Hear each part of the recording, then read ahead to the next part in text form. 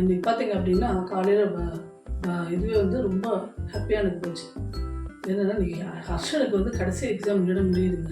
நாளைக்கு எதாவது ஆக்டிவிட்டியாக அதுக்கு ஒன்றும் அவ்வளோ ரொம்ப படிக்கிற வேலை கிடையாது. அங்கேயே க்ரியேட்டிவாக ஏதாவது அங்கேயே செய்வாங்க அவங்க எக்ஸாம் ஹாலில் பசங்க. அதை வச்சு அங்கே மார்க் அவங்க போடுவாங்க. இன்னையோட மேக்ஸ் இன்னையோட முடிஞ்சிருக்கு. அதனால் ரொம்ப ஹாப்பியாக இருக்குது. ஏன்னா ஈவினிங் ஆச்சுன்னா எனக்கு ஹர்ஷனுக்கு குழந்தைங்க லீவ் விட்டாலே எனக்கு ஹர்ஷனுக்கு லீவ் விட்டாலே ரொம்ப ஜாலியாக இருக்கும். ஏன் அப்படின்னா 2 பேரும் உட்காந்து ஏதாவது டிவி பார்ப்போம். குழந்தைங்களோடய உட்காந்து இந்த கார்ட்டூன் ரொம்ப பார்ப்பேன். நான் இந்த மாசான் பேர் ரொம்ப பார்ப்பேன். அடுத்தது பார்த்திங்க அப்படின்னா இந்த நிறைய கார்ட்டூன்லாம் பார்ப்பாங்க. ஏன்னா அந்த பொக்கியமானா அது என்னமோ ஒன்று சொல்கிறோம், அது ஒன்று. அடுத்தது வந்து அது இதெல்லாம் பார்ப்பான். பார்த்த உடனே எனக்கு ஒன்றும் தெரியாது அப்படின்னு நினச்சிட்டு பக்கத்தில் உட்காந்து கதை சொல்லுவாங்க. நானும் தெரியாத மாதிரியே அதை கேட்டுருப்பேன். எனக்கு அதில் ரொம்ப சந்தோஷம். ஹர்ஷனோட இன்னும் 2 மாதம் டைம் ஸ்பெண்ட் பண்ணலாம். ரொம்ப சந்தோஷமாக இருக்கும் மனசுக்கு. அடுத்தது வந்து பார்த்திங்க அப்படின்னா காலையில் இன்றைக்கி வந்து எங்கள் வீட்டில் சமையல்லாம் முடிச்சாச்சுங்க. சமையல் முடிச்சாச்சு. காலையில் பார்த்திங்க அப்படின்னா என்ன சமையல் அப்படின்னா இன்றைக்கி வந்து காமிக்கிறேன் என்ன சமையல்னு. காலையிலே வந்து கடலை போட்டு வெத்த குழம்புங்க. கடலையும் சின்ன வெங்காயமும் போட்டு வெத்த குழம்பு. இது வந்து இந்த பீட்ரூட் சட்னி இந்த குழந்தைகளுக்கோசரம் வதக்கி வச்சுருக்கோம். இன்னும் அரைக்கலை, சூடு ஆறட்டோன்னு வச்சுருக்கோம்.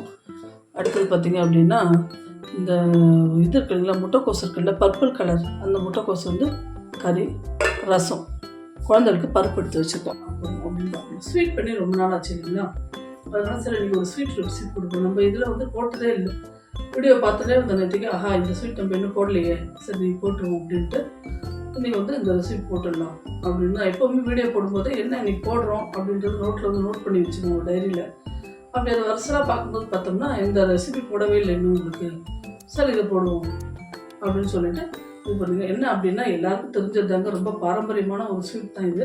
பாட்டி காலத்துலேருந்து அம்மா காலத்துலேருந்து அந்த காலத்துலேருந்து செய்கிற ஒரு ஸ்வீட் இது. இது பார்த்திங்க அப்படின்னா பாசிப்பருப்பு லட்டுங்க.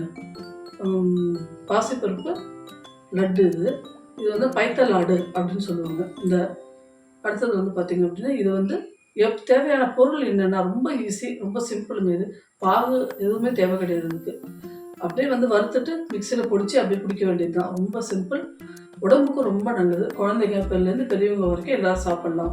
இதுக்கு வந்து ஒயிட் சர்க்கரையும் சேர்க்கலாம், இல்லைன்னா இப்போ நாட்டு சர்க்கரை சேர்க்குறாங்க எல்லோரும், நாட்டு சர்க்கரையும் சேர்த்து செய்யலாம். அதுவும் நல்லாயிருக்கும் உணவு. இதுக்கு நான் ஃபஸ்ட் டைம் செய்ததுனால இது வந்து ஒயிட் சர்க்கரை நீங்கள் சேர்க்கறது இல்லை. என்னென்ன இதுக்கு சாமான்கள் தேவை அப்படின்றத பார்க்கலாம் வாங்க. இதில் பார்த்தீங்க அப்படின்னா பாசிப்பருப்புங்க. பாசிப்பருப்பு நல்லா இந்த கப்பு தாங்க எடுத்துக்கிட்டேன். இந்த கப்பால் 1 கப்பு பாசிப்பருப்பு எடுத்துக்கிட்டேன். அதே 1 கப்பு சர்க்கரை ஈக்குவலுங்க. ரவா லட்டுக்கு எப்படியோ அதே மாதிரி தான் இருக்கும். ரவா லட்டு ரொம்ப நல்லாயிருக்குங்க. அதுவும் நான் நம்ம இதில் போடலை, ஒரு நாள் போடுறேன். பார்த்திங்க அப்படின்னா இதுவும் பார்த்திங்கன்னா இதுக்கு வந்து ஈக்குவலாக எடுத்துக்கணும் சுகர். இதால் 1 பாசிப்பருப்பு எடுத்துகிட்ருக்கேன். அதே மாதிரியே இதால் 1 சுகர் எடுத்துகிட்ருக்கேன் நான், சர்க்கரை. அடுத்தது பார்த்திங்க அப்படின்னா இதால் 1 நெய் எடுத்துகிட்ருக்கேன். நெய் வந்து நம்ம சௌரியம்தான், நம்ம இதில் நம்மளோட டேலண்ட்டு தான். இதில் 1/2 கப்பு ஊற்றி நம்ம சுட ஊற்றி குடித்தாலும் நம்ம டேலண்ட்டு இல்லை. இதால் 1.5 கப்பு ஊற்றினாலும் அது இதுதான் ரவை. இது நெய் பொறுத்தவரை நம்மளோட ஆப்ஷன் தான் இது. ஆனால் கண்டிப்பாக இதால் 1 தேவைப்படும். நெய் எடுத்து வச்சுருக்கேன். அடுத்தது பார்த்திங்க அப்படின்னா ஒரு 5-6 பாதாம், அடுத்தது வந்து ஒரு 6 முந்திரி, ஒரு 7-8 ஏலக்காய் இதெல்லாம் எடுத்து வச்சுருக்கேன். நட்ஸ் எல்லாம் எடுத்து பொடிக்கிறதுக்கோசரம் வச்சுருக்கேன். வாங்க எப்படி செய்யுதுன்னு நம்ம இப்போ பார்க்கலாம். பார்த்திங்க அப்படின்னா இழுப்பு சட்டி போட்டாச்சு. இதில் போட்டுட்டு இதை வந்து அடுப்பு பற்ற வச்சுக்கலாம். அடுப்பு பற்ற வச்சுட்டு முதல்ல வந்து ஒரு 2 ஸ்பூன் நெய் விட்டு இதை வறுத்துடலாங்க. நட்ஸை வறுத்துக்கலாம். அதுக்கப்புறம் வந்து பார்த்திங்கன்னா 1 ஸ்பூன் நெய் விட்டு இந்த பாசிப்பருப்பை வறுத்துக்கணும்.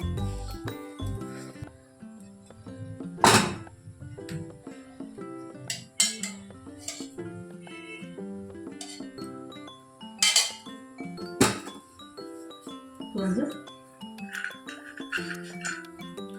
நெய் கொஞ்சம் காயட்டும். காஞ்சதுக்கப்புறம் நம்ம ஃபஸ்ட்டு வந்து இந்த பாதாம் தான் வந்து இது ஆக லேட் ஆகும். முதல்ல இந்த பாதாம் போட்டுருவோம். அதுக்கப்புறம் இந்த பாதாம் நல்லா வறுத்தோடனே முந்திரி பருப்பு, என்னங்க மேடம் இது நட்ஸ் வறுக்கிறதுக்கு அப்படி சொல்கிறீங்க அப்படின்னா, எல்லாம் ஒரே மிட்டாக போட்டால் அதுக்கும் ஒரு இது இருக்குங்க, ஒரு டிப்ஸ் இருக்குதுல்ல. ஏன்னா பாதாம் பார்த்திங்கன்னா நல்லா பெருசு பெருசாக இருக்கு இல்லையா, அது வந்து வறுக்கிறதுக்கு கொஞ்சம் டிலே ஆகும். முந்திரி வந்து போட்ட உடனே டக்குன்னு செவந்துடும். ஏலக்காவும் அதே மாதிரி தான். அதனால தான் இதை முதல்ல போட்டு கொஞ்சம் ஒரு பாதி அளவு ஒரு கிட்ட வறுத்ததுக்கப்புறம் இதை போடணும். போட்டிங்கன்னா எல்லாம் ஈவனாக வந்து உங்களுக்கு வந்து வறுபடுங்க. அதனால தான் அப்படி போடுறது நம்ம.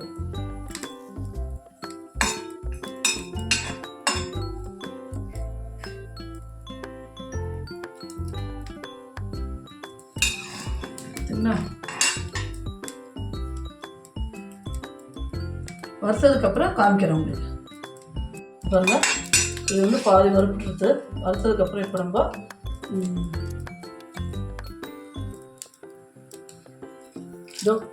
ஏலக்காவும் முந்திரியும் போட்டுருக்கோம்.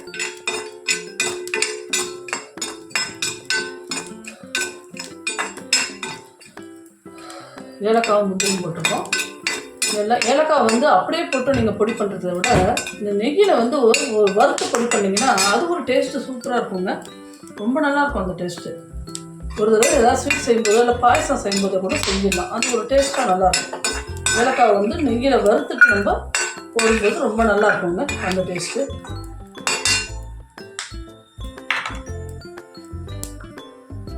அடுத்தது பார்த்திங்கன்னா இந்த பாசிப்பருப்பு. பாசிப்பருப்பை கொஞ்சம் செவக்காக வச்சுக்கணும்.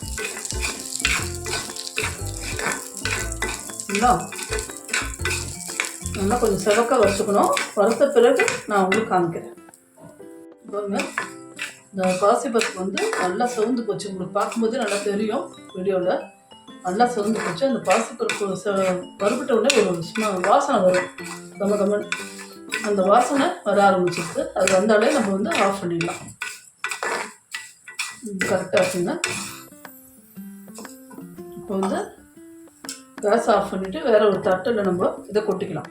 ஒரு தட்டில் கொட்டி ஆற வச்சுருக்கேங்க. கொஞ்சம் நேரம் ஆறட்டும். ஒரு 10 நிமிஷம் ஆகும் இது ஆறுறதுக்கு. அதுக்குள்ளே நம்ம ஏலக்காய், சர்க்கரை இதெல்லாம் வந்து மிக்சியில் வந்து பொடி பண்ணி ரெடியாக வச்சுக்கலாம்.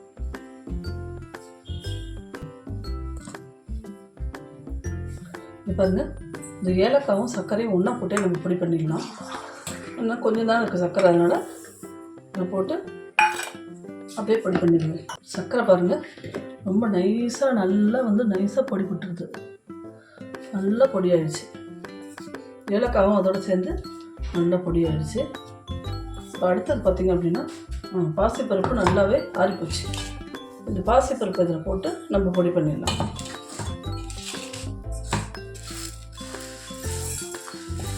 பொடி பண்ணிவிட்டு உங்களுக்கு காமிக்கிறேன். நான் பாசிப்பருப்பை பொடி பண்ணிவிட்டேன்.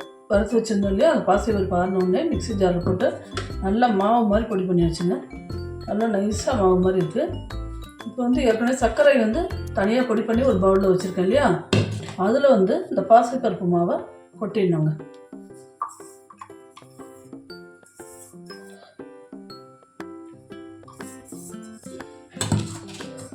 கொட்டிடணும்.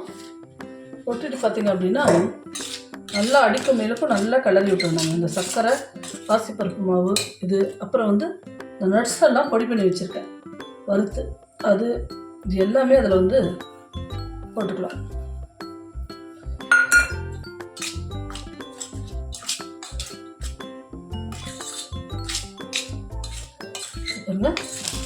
நல்லா அடிக்கும் மேலுக்கும் கலந்துக்கணும். கலந்துட்டு உங்களுக்கு காமிச்சுக்கிறேன் எப்படி கலந்துன்றதை கலந்துட்டு காமிக்கிறேன். கையால் கலந்து விட்டுக்கணும்.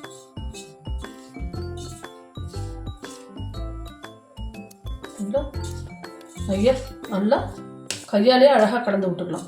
கரண்டியில் செட் ஆகலைன்னா, எனக்குலாம் எப்போவுமே கரண்டியெல்லாம் செட் ஆகாதுங்க.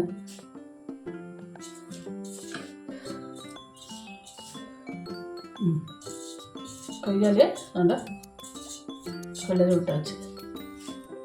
பார்த்தீங்களா, எல்லாம் ஒரு ஈவனாக ஆகிடுச்சு பாருங்கள். இப்போ இது முடிஞ்ச உடனே அடுத்தது என்ன பண்ணுறதுன்னு காமிக்கிறேன். பாருங்கள், நெய் வந்து இதால் ஒரு 3/4 கப் எடுத்துட்டுருக்கேன் நான் நெய். இந்த இதால் இதே கப்பில் தான் நான் வந்து பாசிப்பருப்பு எடுத்தேன், சர்க்கரை எடுத்தேன். அதே கப்லேயே வந்து பார்த்திங்க அப்படின்னா இதால் 3/4 கப்பு நெய் எடுத்து ஊற்றி நல்லா காய்ச்சின்னு இருக்குங்க. நல்லா சூடாக இருக்கணும். சூடாக இருக்கும்போது தான் அதை விட்டு நம்மளால் பிடிக்க முடியும். அதனால் நல்லா கொஞ்சம் சூடானோடனே அதை விட்டு நம்ம பிடிக்கலாம். சூடானதுக்கப்புறம் காமிக்கிறோம் உங்களுக்கு.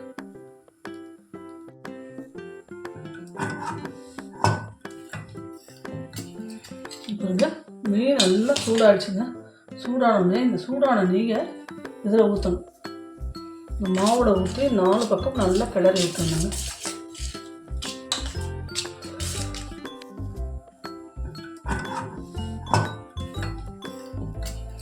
இப்போ நெய் நல்லா சூடாகிடுச்சுங்க. சூடானோடனே இந்த சூடான நெய்யை இதில் ஊற்றணும். இந்த மாவோட ஊற்றி 4 பக்கம் நல்லா கிளறி விட்டுருந்தாங்க.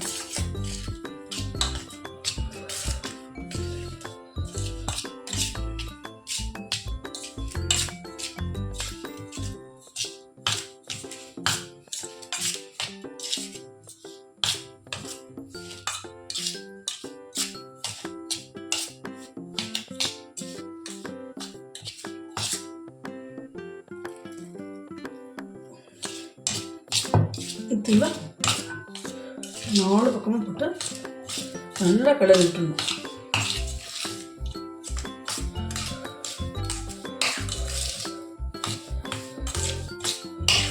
நல்லா கிளறி விட்டுருந்தோம். அந்த சூட்டோட பார்த்தீங்கன்னா சூப்பராக பிடிச்சிடலாம். அந்த கடை கடைன்னு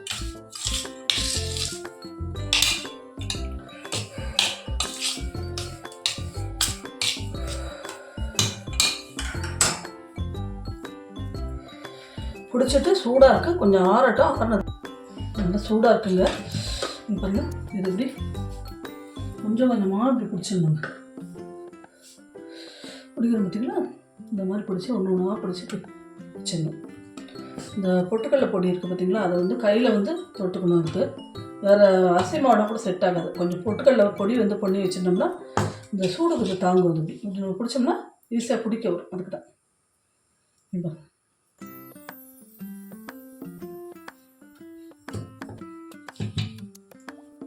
ரொம்ப டேஸ்டியாக அந்த லட்டு இருக்குங்க. ஃபுல்லாக பிடிச்சி முடிச்சுட்டு நான் உங்களுக்கு இங்கே பாருங்கள், லட்டு ரெடி ஆகிடுச்சு. அந்த 1 கப்பு மாவுக்கு எனக்கு கிட்டத்தட்ட ஒரு 15 லட்டு வந்திருக்குங்க. 15 லட்டு வந்திருக்கு. ரொம்ப ஈஸியாக ஒரு செய்யக்கூடியது ஒரு லட்டு. ரொம்ப ஈஸியாக செய்யக்கூடிய ஒரு ஸ்வீட்டுங்க. வீட்டில் யாராவது கெஸ்ட் வராங்க அப்படின்னு கேள்விப்பட்டீங்கன்னா ஒரு 10 நிமிஷம் கடன்னு செஞ்சிடலாம். பாசிப்பருப்பு, சர்க்கரை, நெய் இருந்தால் போதும். டக்குன்னு இதை வந்து செஞ்சு முடிச்சிடலாம். நீங்கள் வேணும்னா நாட்டு சர்க்கரையும் யூஸ் பண்ணிக்கலாம், தப்பு இல்லை. சர்க்கரை வந்து சரிக்கு சரி நான் யூஸ் பண்ணியிருக்கேன். நீங்கள் வேணும் அப்படின்னா ஒரு 3/4 கப்பு வேணாலும் யூஸ் பண்ணிக்கலாம். 3/4 கப்பு போட்டால் கூட சரியாக தான் இருக்கும். ஆனால் இந்த ஸ்வீட் வந்து கரெக்டான ஸ்வீட்டுங்க இருக்குது, சரிக்கு சரி எடுத்துக்கிறது. இப்போ வந்து இன்னொரு தடவை ரீகேப் பார்க்கலாம். பார்த்திங்க அப்படின்னா இப்போ வந்து நேற்று மைக் ஆஃப் ஆனதுனால ரொம்ப பயமாக இருக்குது. அடிக்கடி மைக் ஆனில் தான் இருக்கான்னு பார்த்துக்க வேண்டியது, செக் பண்ணிக்க வேண்டியது. இப்போ வந்து பார்த்திங்க அப்படின்னா அந்த வந்து பைத்தா லட்டு, பாசிப்பருப்பு லட்டு அப்படின்னு சொல்லுவாங்க. இது எப்படி செய்யுதுன்றதை ரீகேப் முதல்ல பார்த்துருவோம். முதல்ல இது எப்படின்னா இந்த அளவு 1 கப்புங்க. ஒவ்வொரு கப்பு 1 கப்பு பாசிப்பருப்பு, 1 கப்பு வந்து சர்க்கரை, ஒரு 3/4 கப்பு நெய் எடுத்துக்கிட்டேன் இதில். அப்புறம் பார்த்திங்கன்னா ஒரு 6 முந்திரி பருப்பு, 6 பாதாம், ஒரு 7-8 ஏலக்காய், இது எல்லாமே எடுத்துக்கிட்டேன். முதல்ல முந்திரி பருப்பு, பாதாம், ஏலக்காய் 1 by 1 போட்டு முதல்ல பாதாம் போடணும். அப்புறம் வந்து முந்திரி பருப்பு, ஏலக்காய் எல்லாத்தையும் போட்டு ஒரு 2 ஸ்பூன் நெய் விட்டு இழுப்பு சட்டியில் நல்லா வந்து இது பண்ணிக்கணும், வறுத்துக்கணும். அது நல்லா சவுந்ததுக்கப்புறம் அதுக்கப்புறம் பார்த்திங்கன்னா இந்த பாசிப்பருப்பை கொட்டி அது நல்லா வறுக்கணுங்க. வறுத்துட்டு அதுக்கப்புறம் ஃபஸ்ட்டு வந்து பாசிப்பருப்பை ஆற வச்சுட்டு அது வந்து ஆறுறதுக்குள்ளே சர்க்கரை போட்டு நம்ம தனித்தனியாக தான் பொடி பண்ணணும். ஏன் மேடம் ஒன்றா போட்டு பொடி பண்ணக்கூடாதான்னு கேட்கலான்னு கேள்வி. சில சமயம் என்ன ஆகுனா பாசிப்பருப்பு சர்க்கரை சரியாக வந்து அரையாமல் நின்றுடுங்க. அதுக்கோசரம் தான் என்ன பண்ணுறது அப்படின்னா தனித்தனியாக நம்ம வந்து வறுத்துக்கிறது. இப்போ வந்து பாசிப்பருப்பு போட்டு தனியாக வந்து வறுத்துருக்கேன். வறுத்து பாசிப்பருப்பு தனியாக வறுத்து ஒரு பவுலில் கொட்டி வச்சுக்கணும். அதே மாதிரி பாசிப்பருப்பு அரைச்சி பவுலில் கொட்டி வச்சுக்கணும். அதே மாதிரி சர்க்கரையும் வந்து நல்லா மிக்சியில் போட்டு நைஸாக மாவு பவுடர் மாதிரி அரைச்சிக்கணும். ஒரு 3 ரவுண்டு போட்டால் சரியாக இருக்குங்க ரெண்டுமே. இது ஒரு 3 ரவுண்டு, அது ஒரு 3 ரவுண்டு போட்டிங்கன்னா ரெண்டுமே நைஸாகிடும். சர்க்கரையோடு அரைக்கும்போது பார்த்திங்க அப்படின்னா அந்த ஏலக்காவும் சேர்த்து சர்க்கரையோடு அரைச்சிக்கலாம். அரைச்சி எல்லாத்தையும் ஒன்றா கொட்டி நெய்யை வந்து நல்லா சுட சுட நெய்யை வந்து நல்லா புகை வர அளவுக்கு காய்ச்சணுங்க. காய்ச்சி அந்த சர்க்கரையும் அந்த பாசிப்பருப்பையும் பாசிப்பருப்பு மாவும் சர்க்கரை பொடி மாவும் ரெண்டையும் ஒன்றா கலந்து வச்சுருக்கோம் இல்லைங்களா. சர்க்கரையை பொடி பண்ணி வச்சுருக்கோம், பாசிப்பருப்பு மாவையும் வச்சுருக்கோம். ரெண்டையும் ஒன்றா கலந்துக்கணும். ஈவனாக எல்லா இடத்துலையும் சர்க்கரை படுற மாதிரி கலந்துக்கணும். கலந்துட்டு இந்த நெய்யை வந்து நல்லா கப்பகாகிற அளவு காய்ச்சி சுட சுட அதில் ஊற்றி 4 பக்கம் படுற மாதிரி கலரிடணுங்க. கலரிட்டு அந்த நட்ஸ் எல்லாம் பொடி பண்ணி வச்சுருக்கோம் இல்லையா, வறுத்து வச்சுருக்கோமே அதெல்லாம் பொடி பண்ணி அதில் போட்டுடணும். போட்டுட்டு பார்த்திங்க அப்படின்னா கொஞ்சம் சூடாக கொஞ்சம் பொட்டுக்கடலை மாவு பொடி பண்ணி பக்கத்தில் வச்சுக்கோங்க. வச்சுக்கிட்டு கையில் வந்து அதால் சுட்டு வேறு ஏதாவது மாவு, கோதுமை மாவோ அரிசி மாவு தொட்டிங்கன்னா அந்த டேஸ்ட்டு மாறிடும். அதுக்கோசரம் அந்த டேஸ்ட்டு மாறாமல் இருக்கணும் அப்படின்றதுக்கோசரம், அந்த கையும் நமக்கு சுடாமல் இருக்கணும் அப்படின்றதுக்கோசரம் தான் அந்த பொட்டுக்கடலை மாவு தொட்டுட்டு டக்குன்னு அதை பிடிச்சி வச்சாச்சுங்க. அப்படியே உருண்டையாக அழகாக பிடிச்சி வச்சிருந்தோம். பார்த்திங்கன்னா ரொம்ப சூப்பராக இருக்கும். முதல்ல தலன்னு இருக்கும். அப்புறம் ஆறினோடனே பார்த்திங்கன்னா அது கெட்டியாக இருக்கும். இதுக்கு பாகு வைக்க வேண்டாம், எதுவுமே செய்ய வேண்டாம். ரொம்ப ஈஸியாக செய்கிற ஒரு ஸ்வீட்டு. பிகினர்ஸ் கூட ட்ரை பண்ணி பார்க்கலாம். இந்த ரெசிபி எல்லாருக்கும் பிடிச்சிருக்குன்னு நினைக்கிறேன். இன்றைக்கி வீடியோ. நாளைக்கு வேறு ஒரு வீடியோவில் உங்களை நான் சந்திக்கிறேன். நன்றி, வணக்கம். லைக் பண்ணுங்கள், ஷேர் பண்ணுங்கள், சப்ஸ்கிரைப் பண்ணுங்கள். பாய்.